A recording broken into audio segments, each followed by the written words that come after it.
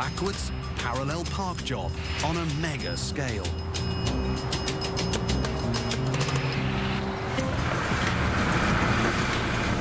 With one last thrust of her propeller, her giant sides glide to their final stop.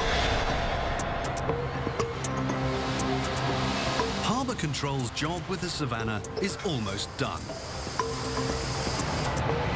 Just one last small step remains. Times 8,400. And Delta's squadron of mega machines are ready. It's just the kind of cargo they can get their teeth into. But they've got just half a day to pull off the job.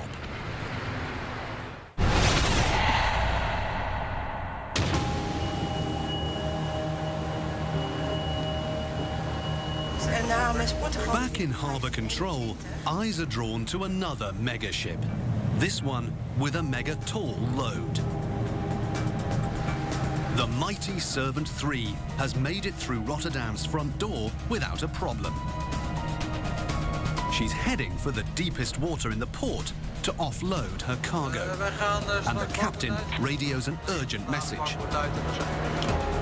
The mighty is about to sink.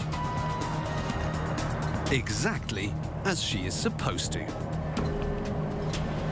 This ship has the incredible ability to take on water and sink its deck 2 stories down into the sea, which is the best way to unload her monster rig. The mighty moves into the deepest spot in the port and readies her anchor.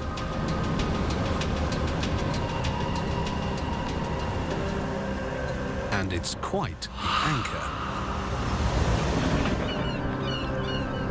Rotterdam is one of the few ports in the world with a waterhole deep enough to pull off this amazing aquatic feat.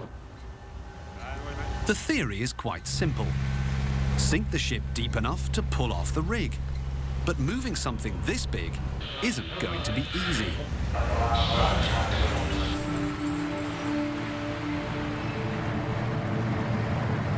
The captain is ready. Step 1, prep the ship. The mighty's 20-story derrick has to clear the deck. Everything you now see will soon be deep underwater. Step 2, cut through the sea fasteners.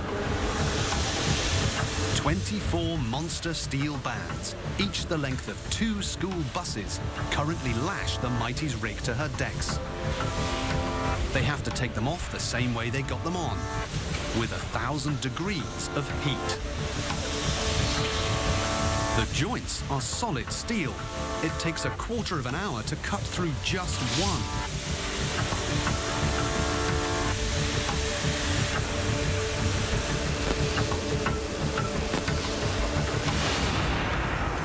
Step 3, fill her up. The crew prepares to strategically fill the numerous below-deck ballast tanks overnight, basically reversing the process that got the rig onto its deck. The captain opens up the mighty's belly to the frigid waters of the North Sea, and the big sink has begun. Throughout the night, enough water to fill 22 Olympic-sized swimming pools slowly weighs down the vessel. But the captain can't sink the ship evenly. It would become too unstable.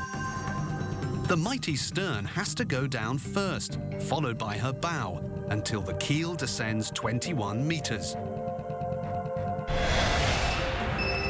It's a long night's work for the crew. By morning, the rig should float free. But once her sea fasteners are removed, she'll be at her most vulnerable.